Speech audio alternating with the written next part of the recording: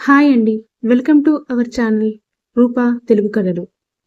Puri versus chapati part 6.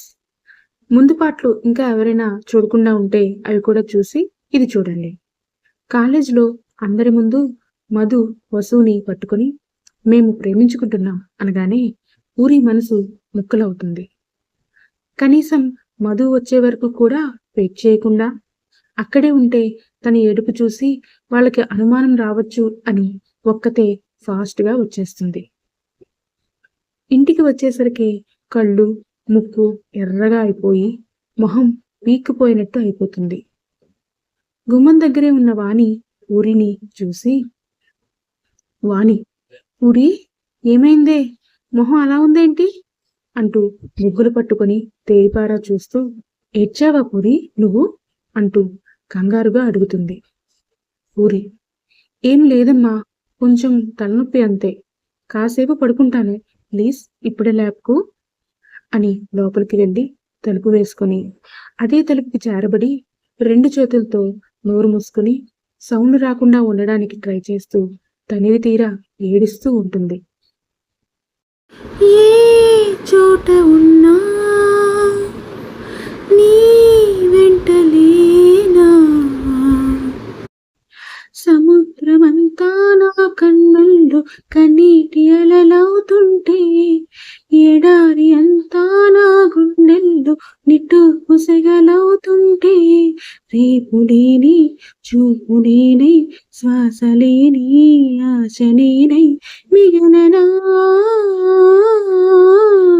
నువ్వే నువ్వే కావాలంటుంది పదే పదే నా ప్రాణం, నిన్నే నిన్నే వెంటాడుతూ ఉంది ప్రతి క్షణం నా మౌనం, ఏ చోట ఉన్నా నీ వెంట నేనా, నీల వైపు చూసే నేరం చేసావని, నీలి మబ్బు నిందిస్తుందా వాన చినుకొని, గాలి వెంట వెళ్ళి మారం మానుకోమని, తల్లి తీగ బంధిస్తుందా మల్లె పువ్వుని, ఏమంత పాపం ప్రేమ ప్రేమించడం, ఇకనైనా చాలించమ్మా వేధించడం, చిలిమై కురిసే సిరి వెన్నెలవో క్షణమై కరిగే కలవా, నువ్వే నువ్వే కావాలంటుంది పదే పదే నా ప్రాణం, నిన్నే నిన్నే వెంటాడుతూ ఉంది ప్రతి క్షణం నా మౌనం, ఏ చోట ఉన్నా నీ వెంట లేనా. సాయంత్రం నుండి నైట్ అవుతుంది. కానీ పూరి రూమ్ నుండి బయటికి రాదు. రోజూ ఈ పాటికి వంట చేస్తున్న వాణిగారితో కబుర్లు చెప్తూ, చలాకీగా ఇల్లంతా తిరుగుతూ, మధు దగ్గరికి కూడా వెళ్ళి అల్లరి చేసి వస్తూ ఉండేది. కానీ ఈరోజు ఇలా వచ్చినప్పటి నుండి రూమ్లోనే తలుపు బిడాయించుకుని మరీ ఉండిపోయేసరికి వాణిగారిలో కంగారు మొదలవుతుంది. అందుకే కాసేపు చూసి లేటుగా వచ్చిన మధుని పిలిచి, "వాణి, మధు పూరి కాలేజ్ నుంచి వచ్చినప్పటి నుండి రూమ్లో నుండి బయటికి రాలేదు. నిజం చెప్పు, మళ్ళీ మీ ఇద్దరికి గొడవ ఏమైనా అయిందా?" అని అడగగానే కంగారుగా పూరి రూమ్ వైపు చూస్తాడు. అది క్లోజ్ చేసి ఉంటుంది. మధు, "లేదత్తా." వాణి, "లేదా? అయితే కాలేజీలో ఏమైనా అయిందా?" మధు, "అంటే అత్త, అది చిన్న గొడవ అయింది. పూరి ఫ్రెండ్ వసుమతి అనే అమ్మాయిని సెకండ్ ఇయర్ స్టూడెంట్స్ ర్యాగింగ్ చేస్తుంటే నేనే వెళ్ళి ఆపా. అంతే అత్త" అంటాడు. ఇంకా అలా పూరి రూమ్ వైపే చూస్తూ. వసు మ్యాటర్ చెప్పడు. మళ్ళీ ఇంట్లో తెలిస్తే ప్రాబ్లం అవుతుంది అని. వాణి, "అవునా? వాళ్ళు పూరిని ఏమైనా అన్నారా మధు?" అప్పుడే ఆమెలో అమ్మ మేల్కొని కంగారుగా అడుగుతుంది. మధు, "లేదత్తా. అయినా ఎందుకులా అడుగుతున్నావు? పూరికి ఏమైంది? ఏం కాలేదు కదా? ఏదైనా టెస్ట్ ఉంటే చదువుకుంటోందేమో" అంటూ వాణిని నార్మల్ చేయాలని ప్రయత్నిస్తూ ఉంటాడు. వాణి, లేదురా మధు, వచ్చేటప్పటికే దాని మొహం బాగా ఏడ్చినట్టు ఉందిరా. కళ్ళు వాచిపోయి మొహం వేలాడేసుకుని వచ్చింది పిల్ల. అప్పటికే అడిగాను కూడా, అయినా ఏం మాట్లాడకుండా తలనొప్పి అంటూ లోపలికి వెళ్ళిపోయిందిరా, చిన్నగా ఏడుస్తూ చెప్తుంది. ఏడుస్తూ వచ్చింది అనగానే మధు కూడా మాట్లాడకుండా ఆలోచిస్తూ ఉంటాడు. వాళ్ళు అయితే పూరిని ఏం అనలేదత్తా. రేపు నేను పూరిని అడిగి తెలుసుకుంటాను. నువ్వు కంగారు పడకు అంటాడు. వాణి, మర్చిపోకుండా కనుక్కోనన్నా, చిన్నది కదా, వాళ్ళు ఏమన్నా అంటే మనకి చెప్పలేక లోపలే దాచుకుంటోందేమో అని నా భయం.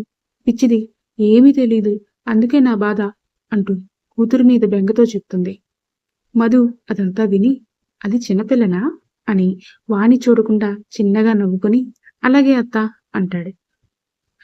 అక్కడి నుండి వాళ్ళ ఇంటికి వచ్చేసినా కూడా మధు ఆలోచిస్తూనే ఉంటాడు. సడన్గా దీనికేమైంది?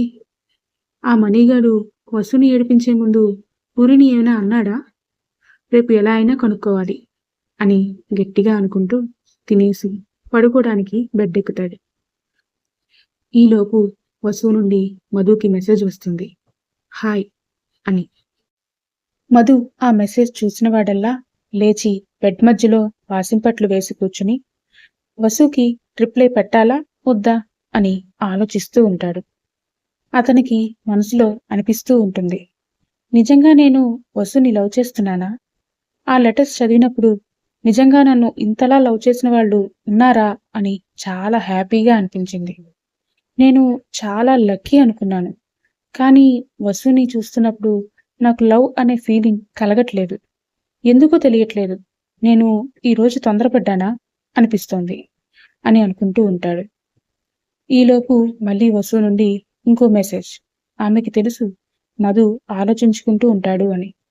అందుకే తనకి అంత టైం ఇవ్వకుండా కన్ఫ్యూజ్ చేసి తన్ని లవ్ చేసేలా చేసుకోమని మణి వసుకు చెప్తాడు. వసు ఇప్పుడు అదే చేస్తోంది. మధు కూడా వసు అనుకున్నట్టే కన్ఫ్యూజ్ అయ్యి మెసేజ్ పెడతాడు. మధు, హాయ్ వసు. వసు, హాయ్ మధు. అది ఈరోజు జరిగిన దాని గురించి నీతో మాట్లాడాలి. మధు, చెప్పు వసు. వసు, నువ్వు మణితో చెప్పింది అంతా నిజమే కదా మధు? మధు, అంటే తప్పుగా అనుకోకు వసు. ఆ మణి మళ్ళీ నీ వైపు రాకూడదని అలా చెప్పవలసి వచ్చింది. అందరి ముందు అలా అనటం తప్పే. రియల్లీ సారీ వసు అని రిప్లై పెడతాడు. వెంటనే వసు కామ్గా ఉండిపోయి మనసులో ఆలోచించుకుంటూ ఉంటుంది.